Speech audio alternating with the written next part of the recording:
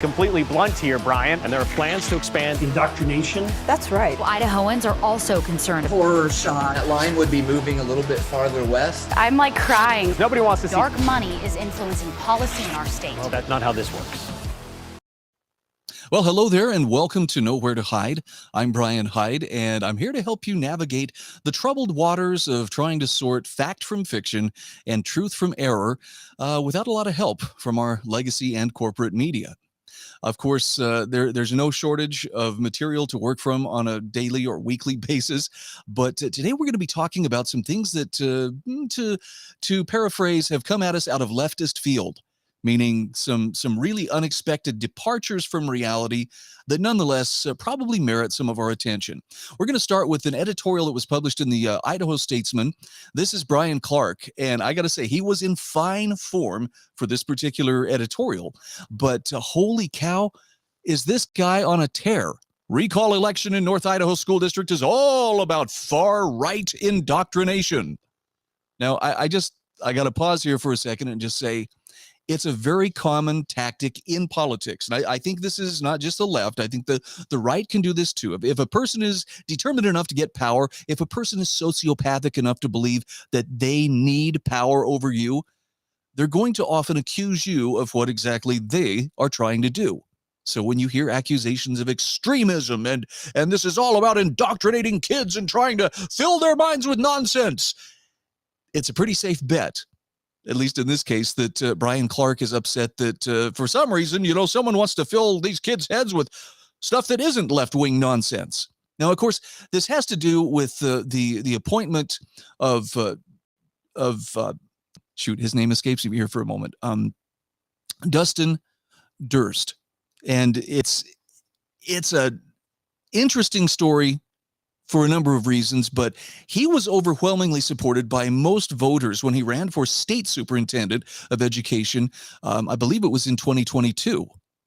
But when they've had some difficulties within the West Bonner County School District, and they've had a number of different people filling in as interim superintendent, Dustin was the guy that the board ultimately landed on. And there's no doubt there are a couple of members on that board who do not lean hard to the left, but apparently the teachers union, some of the parents are very activist about this. And right now the talking point that's going out is, this is the worst thing that could possibly happen.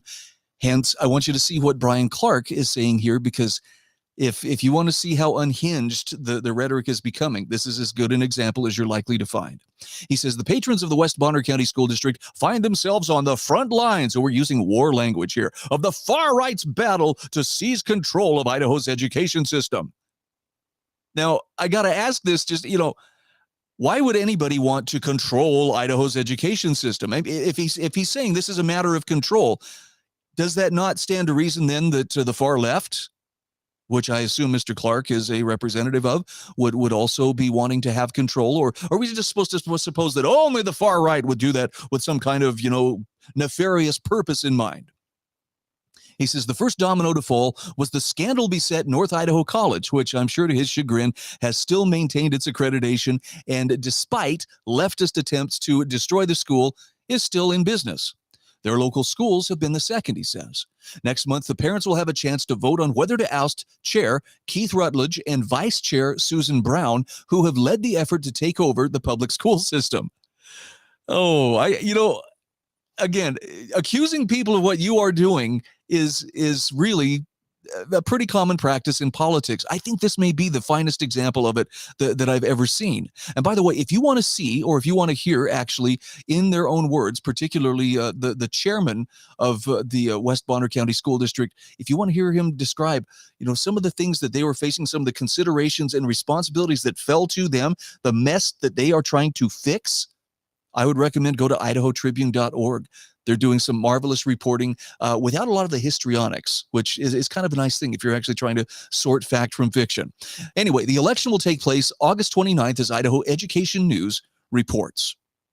Now, Brian Clark is quick to remind us that Rutledge and Brown led the charge to name Brandon Durst. Sorry, I called him Dustin. I'm thinking of Dustin Hurst, who is my friend. But Brandon Durst, an unqualified serial political entrepreneur.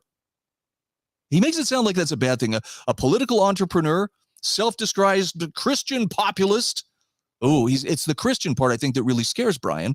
And when they say unqualified, it's not that, he's just some guy who wandered in off the street. It means that there are certain badges of compliance that he does not have that apparently, the school district requires or state law may require. It does not have anything to do with his competency. Who had previously been subject to a domestic violence protection order, which again has nothing to do whatsoever with the job that he has been tasked with. This is just dredging up, old things. And by the way, I think most people, I'm not saying everybody's had a protection order, we all have things that didn't go right at one time or another. Is that what we define somebody by, for the rest of their life? Brian, if we were to do some digging into your life, what would we find that we could then use against you in perpetuity? Just asking. In so doing, when he was made the school district superintendent, they bypassed Susie Lucky, an experienced teacher and principal who was named Idaho's Distinguished Principal of the Year in 2018, as the Bonner County Daily Bee reported. This is all fine and dandy. But again, I'm going to ask you, maybe visit the idahotribune.org and see if there are a few pieces here that are being left out. For instance, it appears that there was some kind of fudging of paperwork to make Susie Lucky appear to have the proper qualifications and badges of compliance that they're still trying to fault Brandon Durst on. I'm just saying that, this is a very slanted and very histrionic way for Brian Clark to try to explain that the danger is the right-wingers are taking over our schools. All right, moving on in his editorial. At a recent political rally held in a church, I think that's supposed to be a negative, Rutledge also revealed rather frankly that he has no skin at all in the game. Oh, and how do we arrive at that conclusion? My kids never went to this school district. I work in Sandpoint. I didn't know anyone in the district. I knew nobody, Rutledge said at a rally, providing evidence that his 7-vote victory required divine intervention. Okay, little snark there because apparently religion is a bad thing. But the point here that Brian Clark's trying to make is, well, then Rutledge's interest is not personal or pedagogical. It is ideological. As if anybody involved in this, as if there is no ideological interest. Please, this is just truly bordering on hysterical. And that ideology will not stay in the school board meeting room if the far right retains its majority, as Rutledge's later comments at the rally show. He says, "We are the first public school in the United States to get Hillsdale," his voice quavering with the kind of visceral emotion that one does not expect when discussing the selection of a curriculum. Is this supposed to show us that he's weak, or is this supposed to show us that in spite of an endless onslaught of left-wing efforts, they've managed to land a curriculum that may offer an alternative to the, continual hashed over left-wing tripe being served up in schools across the country. The curriculum Rutledge was referring to was developed by Hillsdale College, a private, and you can feel the venom here, religious school in Michigan that has long been an intellectual center for the religious right and increasingly become increasingly important for the Christian nationalist movement. What does that sound like? Does that not sound like kind of a little pregnant hint that, well, the Christian nationalist movement is a part of this? He doesn't provide us with any context to understand what that means. It's just clear that this is some kind of a cuss word or a series of cuss words for Brian Clark, and this is very dangerous, apparently. Well, the Christian nationalists, man, they're going to take over. They're going to go around imposing good on everyone or something. There's a reason public schools don't generally use the curriculum produced by Hillsdale. It reflects a very particular and politically inflected view of the world that is not communist. Oh, I'm sorry, I added that last part, but that's exactly what he's saying. A very particular and politically infected view of the world that isn't hard left, which is why he has beef. When Florida Governor Ron DeSantis decided to stage a political takeover of the new college, Hillsdale was his model. Why is it that when someone succeeds in winning a political race, that it's a political takeover? It's a coup. It's an insurrection. Of course, it's not if we win. It's just, well, of course, that was the way it was supposed to be. And there was no such thing as voter fraud. And you can't question that, you denier. Anyway. DeSantis' chief of staff declared, "It is our hope that New College of Florida will become Florida's classical college, more along the lines of a Hillsdale of the South.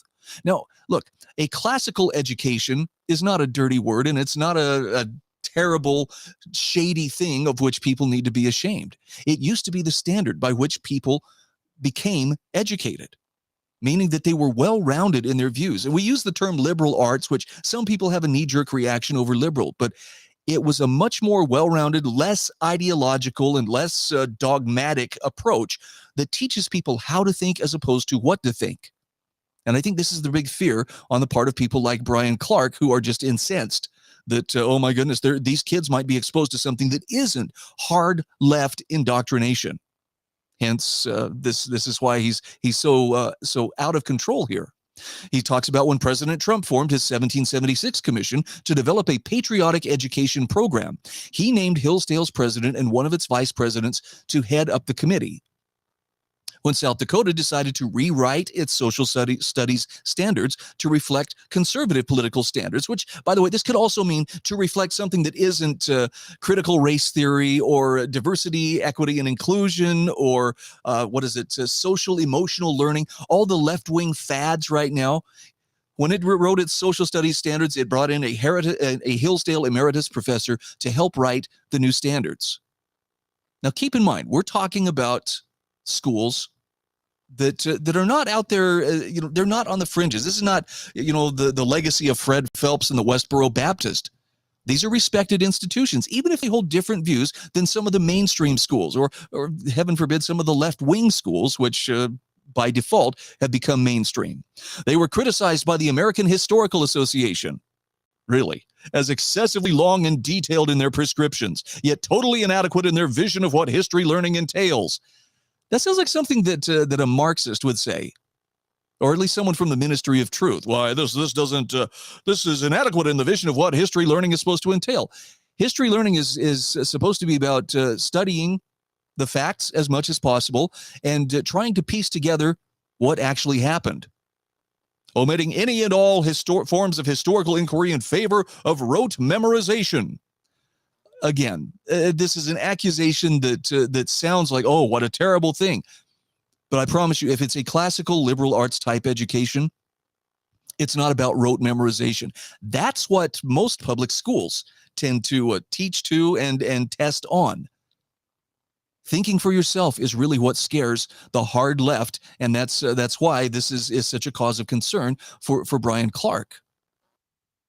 Elsewhere in his editorial, he talks about, so parents really do now face the problem that the far right has falsely been invoking for years. See, it's only false if the far right, or if anybody who's not to the left of Karl Marx is talking about it. The schools in West Bonner County School District could become centers for indoctrination rather than education. I will submit to you that I bet the reason that Brandon Durst is in the position he is in right now is because enough people have caught on to the indoctrination or the potential for indoctrination of a left-wing nature that they don't want to see that. And that doesn't mean by default they want right-wing indoctrination. What they want is somebody who will approach education a little less dogmatically and a little less opportunistically, like some of the power seekers apparently in that school district have been doing. The momentum in that direction is already considerable, and he says this recall election may be the last chance to stop it. But the biggest difficulty could be turnout. Idaho law requires that there are not just more votes to recall than not, but that there are more votes than the number the candidate won in their original election. So that means that unless there are at least 177 votes against Brown and at least 245 against Rutledge, they retain their seats in the majority required to continue steering the district.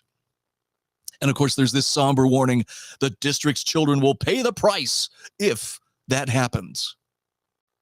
Now, considering the point of view that Brian Clark is coming from, let's just say I wouldn't be terribly surprised if he and his cohorts weren't able to come up with votes somehow, some way, some miracle. I don't know. It's happened before, a couple of times now, at least since 2020.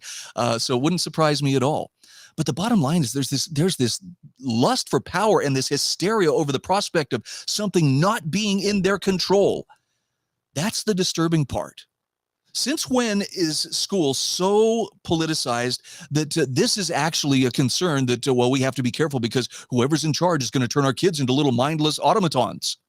Is that not what he's saying? He's just worried that they're going to be the wrong kind of mindless little automatons, and he wants them to be little left-wing activists. Now, look, I wouldn't support, let's turn them all into little right-wing activists. But I think that they need to have an honest approach to their education. It sounds to me like the people are in place, or at least are being put in place through Brandon Durst and through other board members, that these kids will have an alternative to the left-wing dogma, which unfortunately has found a home in so many of the school districts, not just throughout the state, but throughout the country. At any rate, I hope Brian Clark can find someone to sit with him through these difficult times. It's scary, I'm sure, and I'm sure he's terrified that something is going to happen to our democracy, which I think is pretty self-explanatory when someone invokes those words. Our democracy is in danger. And by the way, I have a really phenomenal example of just how in danger our democracy is. This comes from kind of an unlikely source, and I say this from the standpoint of the Twin Falls Times News, which you find online at magicvalley.com. It's been around for a long time. Look, I was a paper carrier for the Times News. I was proud of them as a newspaper. I grew up reading the newspaper, starting with the comics, and then I, got into reading the editorials. Then I started writing letters to the editor, and then I started irritating the publisher of the paper when I started doing a radio talk show. And it was quite a process. But they've weathered a lot of tough times. I mean, the paper itself used to be 7 days a week, 365 days a year. Now they've cut it back to only publishing 3 days out of the week. They mail it out. It's sad, but this is what's happening with newspapers. But here's my point. Their editorial staff, although they have seemed to taken a harder and harder lean to the left, has always still maintained a degree of reasonable and rational discussion, even if they strongly disagreed, which sometimes they did with, more traditional conservative points of view. That's okay. If you can at least allow for another point of view, you're really not going to have a problem. It's when you start really going off in the weeds, and I'm going to give you a perfect example of what going off in the weeds looks like with an editorial that ran in conjunction with Independence Day. By the way, I got to give a tip of the hat to Greg Pruitt with the Idaho Second Amendment Foundation for pointing this out. It was so bizarre. I was watching the video where Greg broke down this editorial and went, holy cow. Talk about something really out of leftist field. So here's the editorial from July 2nd. At 247th birthday, America has a story to tell us, and it sounds familiar. Now, hey, that's great. We're talking about America's birthday. We're celebrating, our independence, and why they start out on a very positive note. The editorial board tells us there's always reason to celebrate on July 4, the date in 1776 when America's founding fathers adopted and signed the Declaration of Independence to mark our sovereignty from Great Britain during the Revolutionary War. The Declaration's most famous sentence, now 247 years old, remains one of the most formidable and inspirational written in the history of mankind.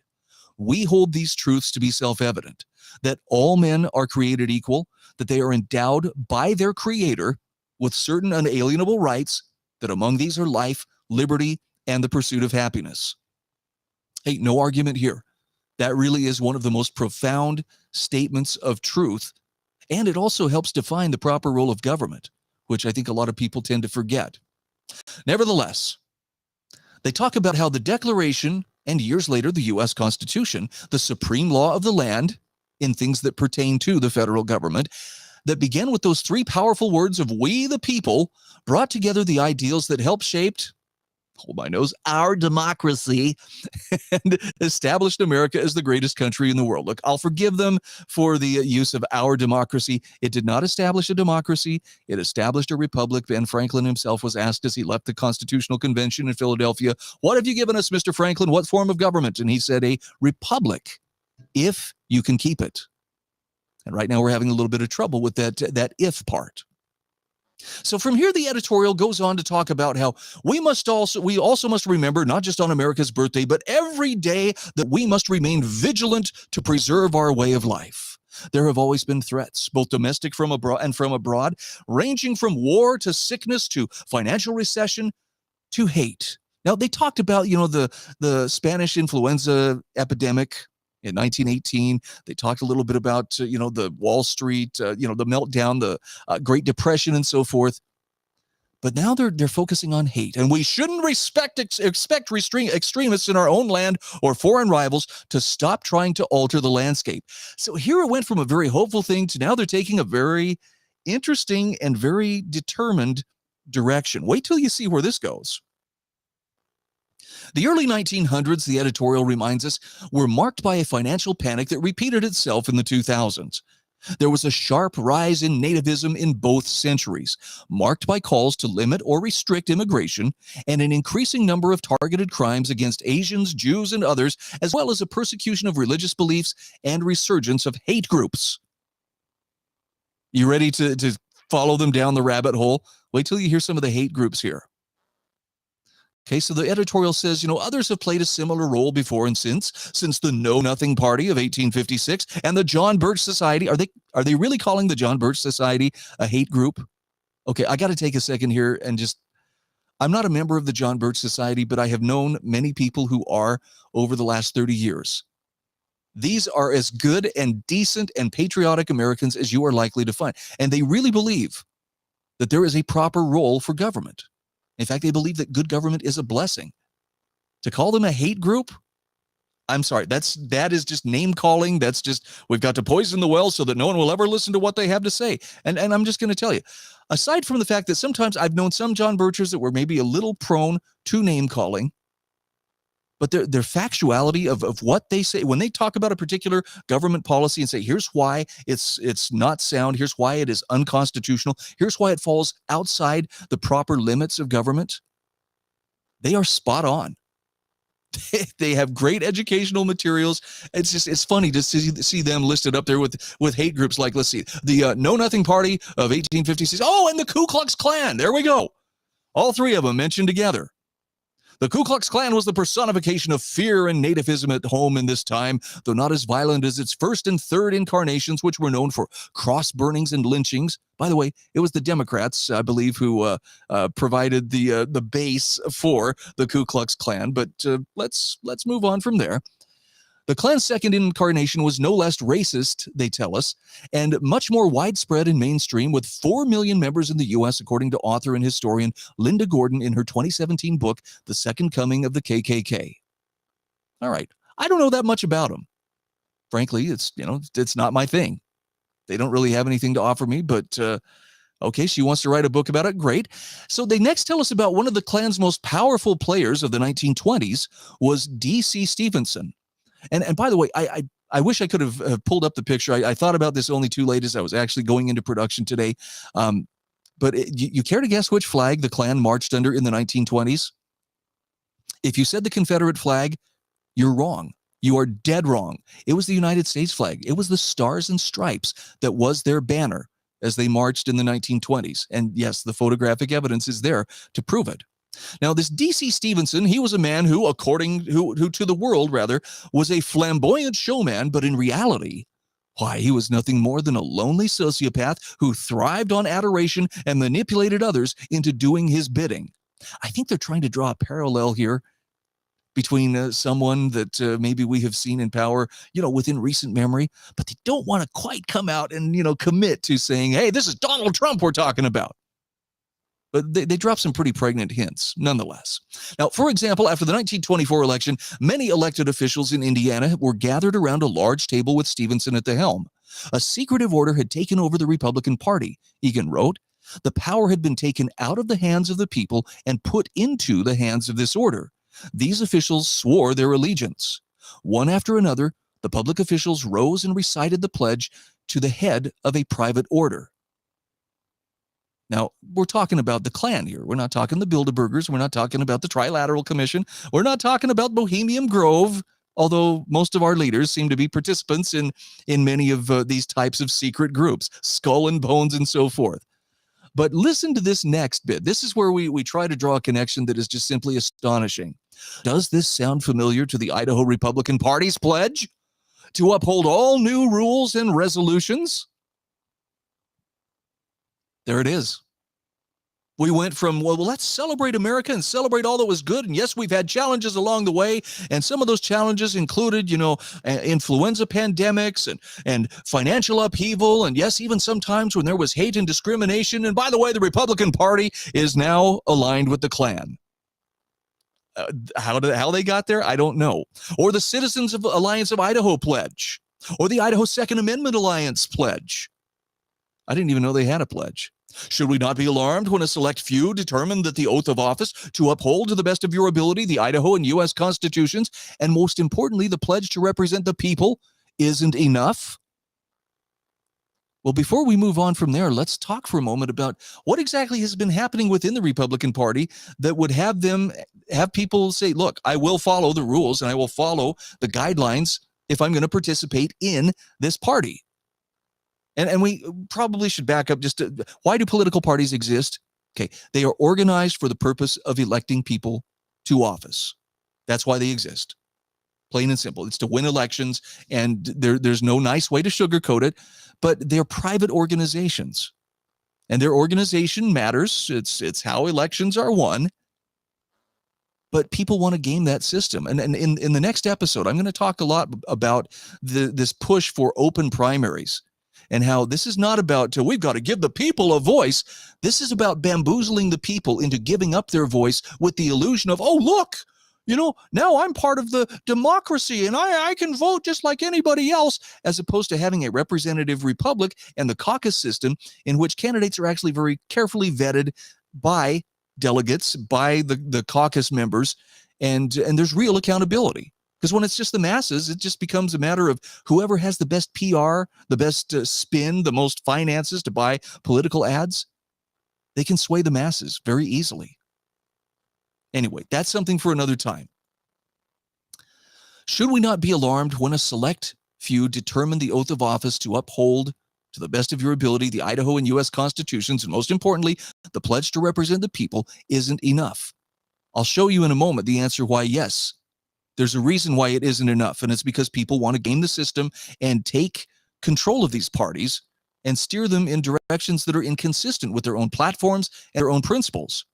Here's that word again. Democracy indeed can be fragile, and we each have a role to play in preserving its strength. If we don't stand up to fear, to bullying, to manipulation, to leaders, in quotation marks, who want freedom for themselves but not for the rest of us, and who seek to steal the people's power and consolidate it in the hands of the few, we put at risk the life our founding fathers intended for us. Oh, and it gets even more dramatic.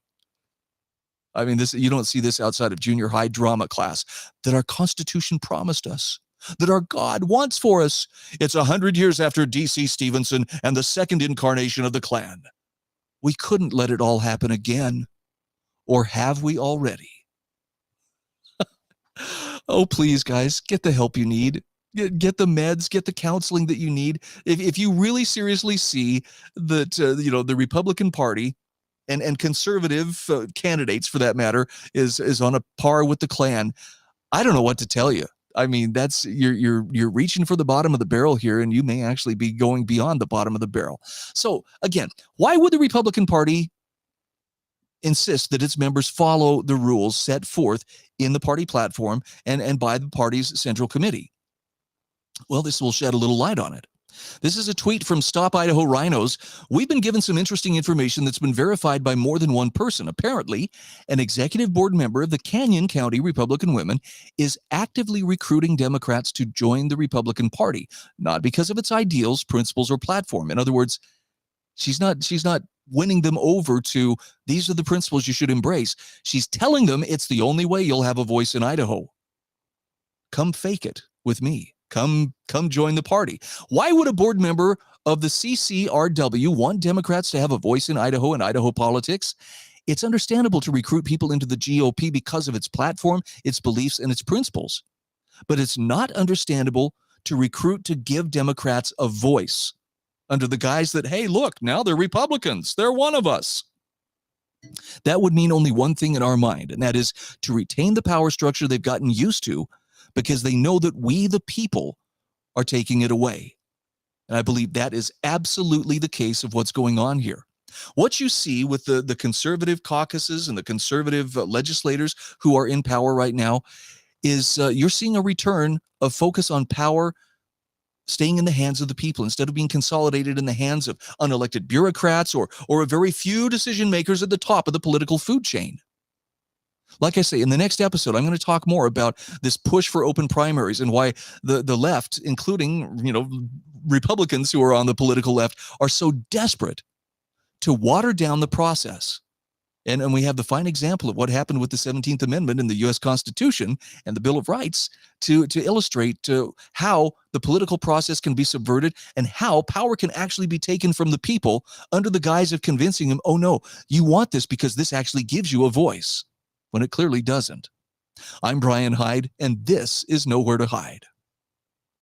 Are biased, the Idaho Press Club are biased, all media, newspaper, radio. To be completely blunt here, Brian, and there are plans to expand indoctrination. That's right. Idahoans are also concerned. Horror shot. That line would be moving a little bit farther west. I'm like crying. Nobody wants to see Dark money is influencing policy in our state. Well, that's not how this works.